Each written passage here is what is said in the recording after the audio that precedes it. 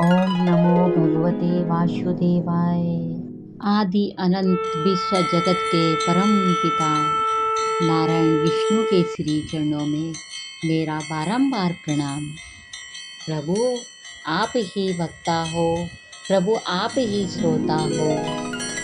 शुक्लांबरधरं विष्णु शशिवर्णं चतुर्भुजं प्रसन्नवदनं ध्यायेत् सर्वविघ्नोपशान्तये। व्यासं वसिष्ठानावतारं सक्ते पौत्रं कल्मषं पराशरात्मजं वन्दे सुखतातं तपोनिधिम्। आचतुर्वदनो ब्रह्मा द्विबाहुर्परो हरिः आबाललोचना शम्भुर्भगवानाभद्रायणा नारायणं नमस्कृत्य नरं चैव नरोत्तमं देवीं सरस्वतीं व्यासं ततो जयमुदीरये। भगवत स्तुति। त्वमेव माता च पिता त्वमेव बन्धुश्च सखा त्वमेव विद्या द्रविणं त्वमेव सर्वं मम देवदेव। गुरु स्तुति। अखंड मंडलाकारं व्याप्त येन चराचरं तत्पदं दर्शितं येन तस्मै श्री गुरुवे नमः। अखंड आनंद बोधाय शिष्य संतापहारिणे सच्चिदानंद रूपाय तस्मै श्री गुरुवे नमः। अज्ञानतिमिरन्धस्य ज्ञानाञ्जन शलाकया चक्षुर्मिलितं येन तस्मै श्री गुरुवे नमः। गुरु ब्रह्मा गुरु विष्णु गुरुदेवो महेश्वर गुरु साक्षात् परम ब्रह्म तस्मै श्री गुरुवे नमः। जय श्री हरि। आपका स्वागत है द डिवाइन जर्नी 1111 विजयलक्ष्मी पर, जहाँ हम जुड़ते हैं भगवान की दिव्य कथाओं और आध्यात्मिक यात्राओं से। जैसा कि आपको पता है कि राम कथा के प्रथम भाग में हमने श्री राम की पवित्र वंशावली और उस वंश के गौरवशाली राजाओं का वर्णन सुना। अब भाग 2 से आरंभ होती है मर्यादा पुरुषोत्तम श्री राम के जीवन की अद्भुत यात्रा। राम रामेति रामेति रमे रामे मनोरमे सहस्रनाम तत्तुल्यं राम नामावराननेम। अर्थात राम नाम विष्णु सहस्र नाम के तुल्य है। सर्वदा राम राम इस प्रकार मनोरम राम नाम में ही रमन रहना चाहिए। राजा खट्वांग के पुत्र दीर्घबाहु और दीर्घबाहु के परम यशस्वी पुत्र राजा रघु हुए। रघु के पुत्र अज और अज के पुत्र महाराज दशरथ हुए। देवताओं की प्रार्थना से साक्षात परम ब्रह्मा परमात्मा भगवान श्री हरि ही अपने अंश से 4 रूप धारण करके राजा दशरथ के पुत्र हुए। उनके नाम ये राम लक्ष्मण भरत और शत्रुघ्न थे। सीतापति भगवान श्री राम का चरित्र तो तत्वदर्शी ऋषियों ने बहुत कुछ वर्णन किया है और अनेक बार भी आपने सुना है। भगवान श्री राम ने अपने पिता राजा दशरथ के सत्य की रक्षा के लिए राजपाट छोड़ दिया और वे वन वन में फिरते रहे। उनके चरण कमल इतने सुकुमार थे कि परम सुकुमारी श्री जानकी जी के कर कमलों का स्पर्श भी उनसे सहन नहीं होता था। कर्णिका को नाक कान काट कर विरूप कर देने के कारण उन्हें अपनी प्रियतमा श्री जानकी जी का वियोग भी सहना पड़ा। इस वियोग के कारण क्रोधवश उनकी भौहें तन गई, जिन्हें देखकर समुद्र तक भयभीत हो गया। इसके बाद उन्होंने समुद्र पर पुल बांधा और लंका में जाकर दुष्ट राक्षसों के जंगल को दवाग्नि के समान दग्ध कर दिया। वे कौशल नरेश हमारी रक्षा करें। भगवान श्री राम ने विश्वामित्र के यज्ञ में लक्ष्मण के सामने ही मारीच आदि राक्षसों को मार डाला। वे सब बड़े बड़े राक्षसों की गिनती में थे। परीक्षित जनकपुर में सीता जी का स्वयंवर हो रहा था। संसार के चुने हुए वीरों की समय में भगवान शंकर का वह भयंकर धनुष रखा हुआ था। वह इतना भारी था कि 300 वीर बड़ी कठिनाई से उस स्वयंवर में ला सके थे। भगवान श्री राम ने उस धनुष को एक झटके में उठाकर उस पर डोरी चढ़ा दी और खींचकर बीचों बीच से उसे 2 टुकड़ों में तोड़ दिया।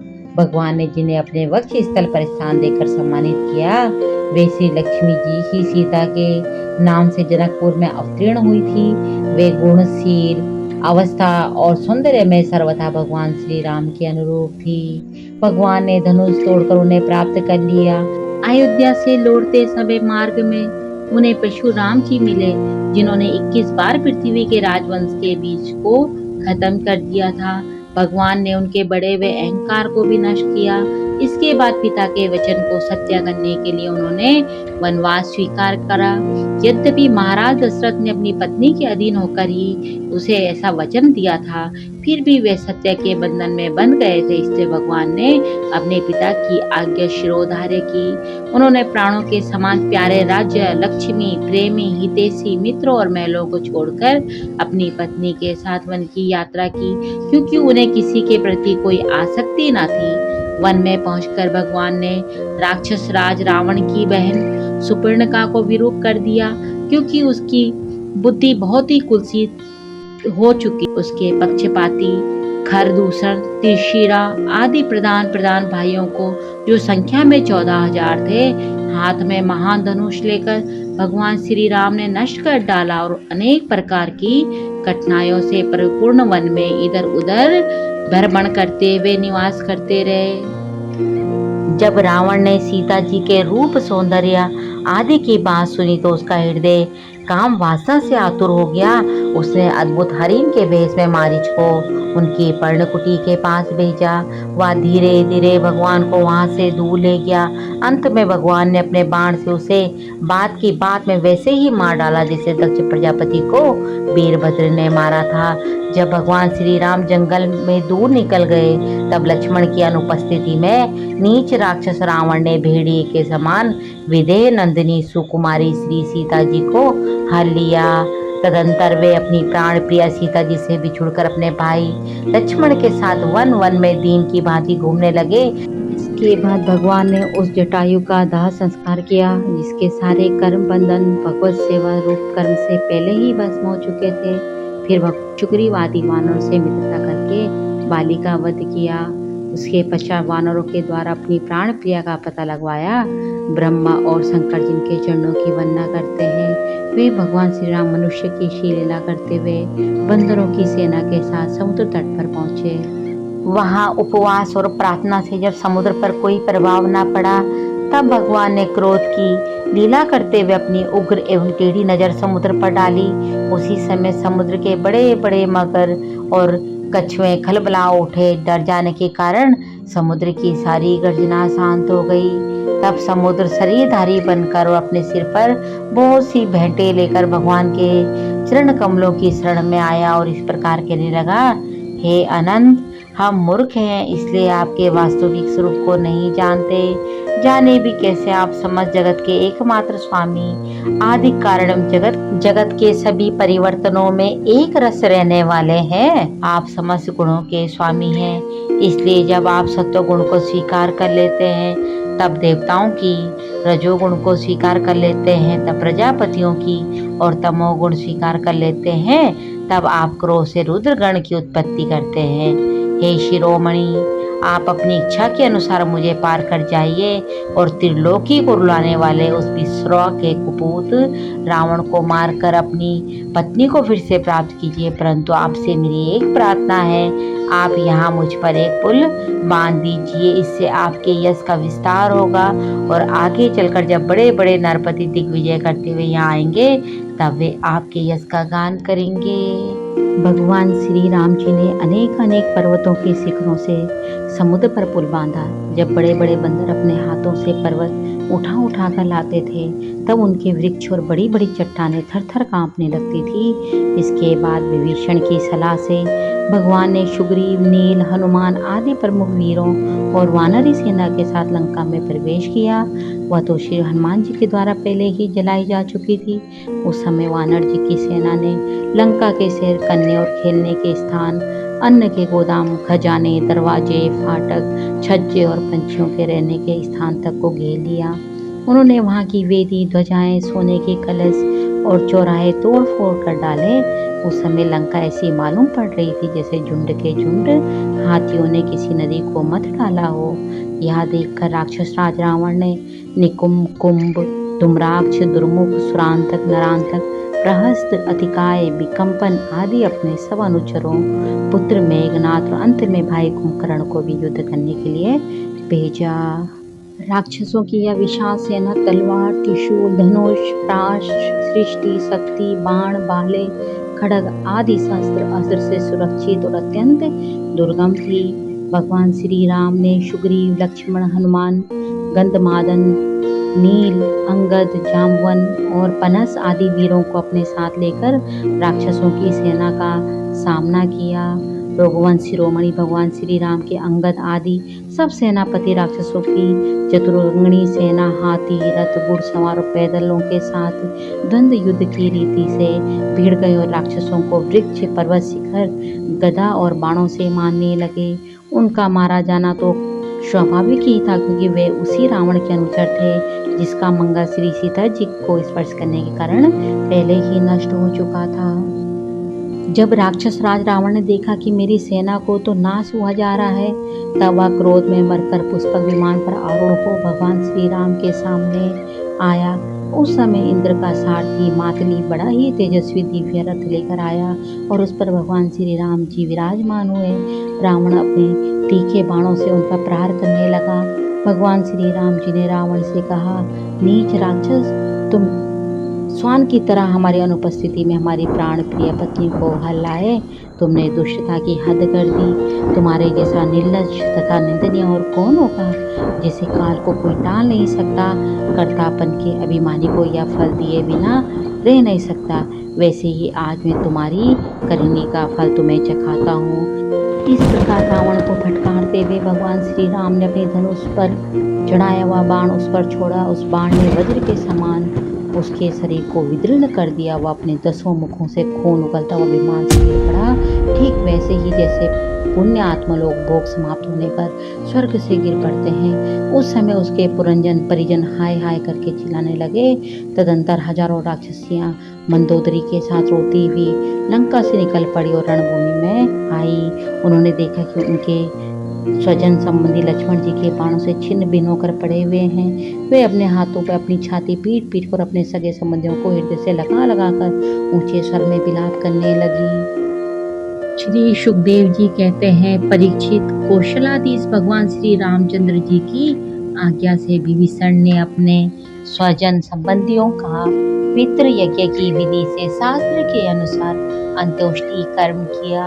इसके बाद भगवान श्री राम ने अशोक वाटिका के आश्रम में अशोक वृक्ष के नीचे बैठी हुई श्री सीता जी को देखा। वे उन्हीं के विरह की व्याधि से पीड़ित एवं अत्यंत दुर्बल हो रही थी। अपनी प्राण प्रिया अर्धांगिनी श्री सीता जी को अत्यंत दीन अवस्था में देखकर श्री राम का हृदय प्रेम और कृपा से भराया। इधर भगवान का दर्शन पाकर सीता जी का हृदय प्रेम और आनंद से परिपूर्ण हो गया। उनका मुख कमल खिल उठा। भगवान ने विभीषण को राक्षसों का स्वामित्व और लंकापुरी का राज्य एक कल्प की आयु दी और इसके बाद पहले सीता जी को विमान पर बैठाकर अपने दोनों भाई लक्ष्मण तथा सुग्रीव एवं सेवक हनुमान जी के साथ स्वयं भी विमान पर सवार हुए। इस प्रकार 14 वर्ष का व्रत पूरा हो जाने पर उन्होंने अपने नगर की यात्रा की। उस समय मार्ग में ब्रह्मा आदि लोग पालगण उन पर बड़े प्रेम से पुष्पों की वर्षा कर रहे थे। इधर तो ब्रह्मा आदि बड़े आनंद से भगवान की लीलाओं का गान कर रहे थे और उधर जब भगवान को यह मालूम हुआ कि श्री भरत जी अपने जीवन को किस प्रकार से जी रहे हैं, वो केवल वत्कल पहनते हैं और पृथ्वी पर घास बिछाकर सोते हैं एवं उन्होंने जटाएं बढ़ा रखी हैं, तब वे बहुत दुखी हुए। परम करुणाशील भगवान का हृदय भर आया। जब भरत को मालूम हुआ कि मेरे बड़े भाई भगवान श्री राम जी आ रहे हैं, तब वे पूर्ववासी मंत्री और पुरोहितों को साथ लेकर एवं भगवान की पादुकाएं सिर पर रख उनकी आगवानी के लिए चले। जब भरत जी अपने रहने के स्थान नंदी ग्राम से चले, तब लोग उनके साथ साथ मंगल गान करते बाजे बजाते चलने लगे। वेदवादी ब्राह्मण बार बार वेद मंत्रों का उच्चारण करने लगे और उसकी ध्वनि चारों ओर गूंजने लगी। सुनहरी कामदार पताकाएं फहराने लगी। सोने से मढ़े हुए तथा रंग बिरंगी ध्वजाओं से सजे हुए रथ, सुनहरे सांस से सजाए हुए सुंदर घोड़े तथा सोने के कवच पहने हुए सैनिक उनके साथ साथ चलने लगे। सेठ साहूकार, श्रेष्ठ वारंगनाएं, पैदल चलने वाले सेवक और महाराजाओं के योग्य छोटी बड़ी सभी वस्तुएं उनके साथ चल रही थी। भगवान को देखते ही प्रेम के उद्वेग से भरत जी का हृदय गदगद हो गया। नेत्रों में आंसू छलक आए। वे भगवान के चरणों पर गिर पड़े। उन्होंने प्रभु के सामने उनकी पादुकाएं रख दी और हाथ जोड़कर खड़े हो गए। नेत्रों से आंसू की धारा बहती जा रही थी। भगवान ने अपने दोनों हाथों से पकड़कर बहुत देर तक भरत जी को हृदय से लगाए रखा। भगवान के नेत्र जल से भरत जी का स्नान हो गया। इसके बाद सीता जी और लक्ष्मण जी के साथ भगवान श्री राम जी ने ब्राह्मण और पूजनीय गुरुजनों को नमस्कार किया तथा सारी प्रजा ने बड़े प्रेम से सिर झुकाकर भगवान के चरणों में प्रणाम किया। भरत जी ने भगवान की पादुकाएं ली। विभीषण ने श्रेष्ठ चांवर, सुग्रीव ने पंखा और श्री हनुमान जी ने श्वेत छत्र ग्रहण किया। परीक्षित, शत्रुघ्न जी ने धनुष और तरकस, सीता जी ने तीर्थों के जल से भरा कमंडल, अंगद ने सोने का खड़क और जामा ने ढाल ले ली। इन लोगों के साथ भगवान पुष्पक विमान पर विराजमान हो गए। चारों तरफ यथा स्थान स्त्रियां बैठ गई। बंदी जन स्तुति करने लगे। उस समय पुष्पक विमान पर भगवान श्री राम की ऐसी शोभा हुई मानो ग्रहों के साथ चंद्रमा उदय हो रहे हों। इस प्रकार भगवान ने अपने भाइयों का अभिनंदन स्वीकार करके उनके साथ अयोध्यापुरी में प्रवेश किया। उस समय वह पुरी आनंद उत्सव से परिपूर्ण हो रही थी। राजमहल में प्रवेश करके उन्होंने अपनी माता कौशल्या, अन्य माताओं, गुरुजनों, बराबर के मित्रों और छोटों का यथा योग्य सम्मान किया तथा उनके द्वारा किया हुआ सम्मान स्वीकार किया। उस समय जैसे मृत शरीर में प्राणों का संचार हो जाए, वैसे ही माताएं अपने पुत्रों के आगमन से हर्षित हो उठी। उन्होंने उनको अपनी गोद में बैठा लिया और अपने आंसुओं से उनका अभिषेक किया। उस समय उनका सारा शोक मिट गया। इसके बाद वशिष्ठ जी ने दूसरे गुरुजनों के साथ विधि पूर्वक भगवान की जटा उतरवाई और बृहस्पति ने जैसे इंद्र का अभिषेक किया था, वैसे ही चारों समुद्रों के जल आदि से उनका अभिषेक किया। इस प्रकार सिर से स्नान करके भगवान श्री राम ने सुंदर वस्त्र, पुष्प मालाएं और अलंकार धारण किए। सभी भाइयों और श्री जानकी जी ने भी सुंदर सुंदर वस्त्र और अलंकार धारण किए। उनके साथ भगवान श्री राम जी अत्यंत शोभायमान हुए। भरत जी ने उनके चरणों में गिरकर उन्हें प्रसन्न किया और उसके बाद आग्रह करने पर भगवान श्री राम ने राजसिंहासन स्वीकार किया। इसके बाद वे अपने अपने धर्म में तत्पर तथा वर्णाश्रम के आचार को निभाने वाली प्रजा का पिता के समान पालन करने लगे। उनकी प्रजा भी उन्हें अपना पिता ही मानती थी। परीक्षित, जब समस्त प्राणियों को सुख देने वाले परम धर्मज्ञ भगवान श्री राम राजा हुए, तब था तो त्रेता युग, परंतु मालूम होता था मानो सतयुग ही है। परीक्षित, उस समय वन, नदी, पर्वत, वर्ष, द्वीप और समुद्र सबके सब प्रजा के लिए कामधेनु के समान समस्त कामनाओं को पूर्ण करने वाले बन रहे थे। भगवान श्री राम ने गुरु वशिष्ठ जी को अपना आचार्य बनाकर उत्तम सामग्रियों युक्त यज्ञों द्वारा अपने आप ही अपने सर्वदेव स्वरूप स्वयं प्रकाश आत्मा का यजन किया और पूरा, पश्चिम, उत्तर, दक्षिण दिशाएं सभी ब्राह्मणों को दान दे दी। जब ब्राह्मणों को यह पता चला कि प्रभु ने अपना सर्वस्व उनको दान कर दिया, तो वे प्रभु के पास आकर कहने लगे कि प्रभु, आप सब लोगों के एकमात्र स्वामी हैं। आप तो हमारे हृदय के भीतर रहकर अपनी ज्योति से अज्ञान रूपी अंधकार का नाश कर रहे हैं। ऐसी स्थिति में भला आपने हमें क्या नहीं दे रखा है? आपका ज्ञान तो अनंत है। पवित्र कीर्ति वाले पुरुषों में आप सर्वश्रेष्ठ हैं। उन महात्माओं को जो किसी को किसी प्रकार की पीड़ा नहीं पहुंचाते, आपने अपने चरण कमल दे रखे हैं। ऐसा होने पर भी आप ब्राह्मणों को अपना इष्टदेव मानते हैं। भगवान, आपके इस राम रूप को हम नमस्कार करते हैं।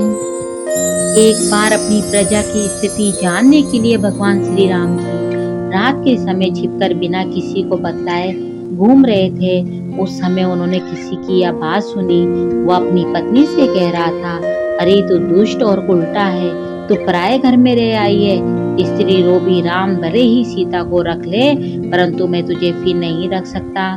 सचमुच सब लोगों को प्रसन्न रखना टेढ़ी खीर है, क्योंकि मूर्खों की तो कमी नहीं है। जब भगवान श्री राम ने बहुतों के मुंह से यह बात सुनी, तो वे लोक अपवाद और राजधर्म के लिए श्री सीता जी का परित्याग कर दिया और वे वाल्मीकि मुनि के आश्रम में रहने लगी। सीता जी उस समय गर्भवती थी। समय आने पर उन्होंने एक साथ ही 2 पुत्र उत्पन्न किए। उनके नाम हुए कुश और लव।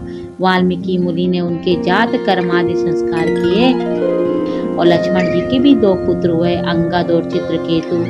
परीक्षित इस प्रकार भरत जी के भी 2 पुत्र थे, तक्ष और पुष्कल, तथा शत्रुघ्न के भी 2 पुत्र हुए, शुभाव और श्रुतसेन। भरत जी ने दिग्विजय में करोड़ों गंधर्वों का संहार किया। उन्होंने उनका सब धन लाकर अपने बड़े भाई भगवान श्री राम की सेवा में निवेदन किया। शत्रुघ्न जी ने मधुवन में मधु के पुत्र लवण नामक राक्षस को मारकर वहां मथुरा नामक पुरी बसाई। भगवान श्री राम के द्वारा निर्वासित सीता जी ने अपने पुत्रों को वाल्मीकि जी के हाथों में सौंप दिया और भगवान श्री राम के चरण कमलों का ध्यान करती हुई वे पृथ्वी देवी के लोक में चली गई। यह समाचार सुनकर भगवान श्री राम ने अपने शोक आवेश की बुद्धि के द्वारा रोकना चाहा, परंतु परम समर्थ होने पर भी वैसे रोक न सके, क्योंकि उन्हें जानकी जी के पवित्र गुण बार बार स्मरण हो आया करते थे। परीक्षित, यह स्त्री और पुरुष का संबंध सब कहीं इसी प्रकार का दुख का कारण है। यह बात बड़े बड़े समर्थ लोगों के विषय में भी ऐसा ही है। फिर गृह आसक्ति विषय पुरुषों के संबंध में तो कहना ही क्या। इसके बाद भगवान श्री राम ने ब्रह्मचार्य धारण करके 13,000 वर्ष तक अखंड रूप से अग्निहोत्र किया। तदंतर अपना स्मरण करने वाले भक्तों के हृदय में अपने उन चरण कमलों को स्थापित करके वे दंडक वन के कांटों से भिन गए थे। अपने स्वयं प्रकाश परम ज्योतिर्मय धाम में चले गए। भगवान के समान प्रतापशाली और कोई नहीं है, फिर उनसे बढ़कर तो कोई हो ही कैसे सकता है। उन्होंने देवताओं की प्रार्थना से ही यह लीला विग्रह धारण किया था। ऐसी स्थिति में रघुवंश शिरोमणि भगवान श्री राम के लिए यह कोई बड़े गौरव की बात नहीं कि उन्होंने अस्त्र शस्त्रों से राक्षसों को मार डाला या समुद्र पर पुल बांध दिया। भला उन्हें शत्रुओं को मारने के लिए बंदरों की सहायता की आवश्यकता थी क्या? यह सब उनकी लीला ही है। भगवान श्री राम का निर्मल यह समस्त पापों को नष्ट कर देने वाला है। वह इतना फैल गया है कि दिग्गजों का श्यामल शरीर भी उसकी उज्ज्वलता से चमक उठता है। आज भी बड़े बड़े ऋषि महर्षि राजाओं की सभा में उनका यशोगान करते हैं। स्वर्ग के देवता और पृथ्वी के नरपति अपने कमनीय किरीटों से उनके चरण कमलों की सेवा करते रहते हैं। मैं उन्हीं रघुवंश शिरोमणि भगवान श्री रामचंद्र की शरण ग्रहण करता हूँ, ऐसा परीक्षित जी बोलते हैं।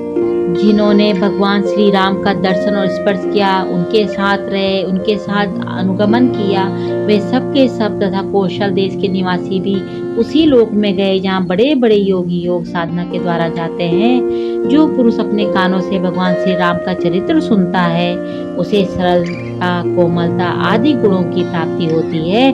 परीक्षित, केवल इतना ही नहीं, वह समस्त कर्म बंधनों से मुक्त हो जाता है। प्रिय दर्शकों, यह थी भगवान विष्णु के 7वें अवतार मर्यादा पुरुषोत्तम श्री राम की कथा। राम जी ने हमें यह सिखाया कि जीवन में कितनी भी कठिनाइयाँ क्यों न हो, धर्म, सत्य और मर्यादा का साथ कभी नहीं छोड़ना चाहिए। अगली कड़ी में हम भगवान विष्णु के अन्य अवतार की कथा लेकर फिर मिलेंगे। इसी के साथ राम अवतार कथा को यहीं पर विराम देते हैं। धन्यवाद। जय श्री राम, जय श्री राम, जय श्री राम।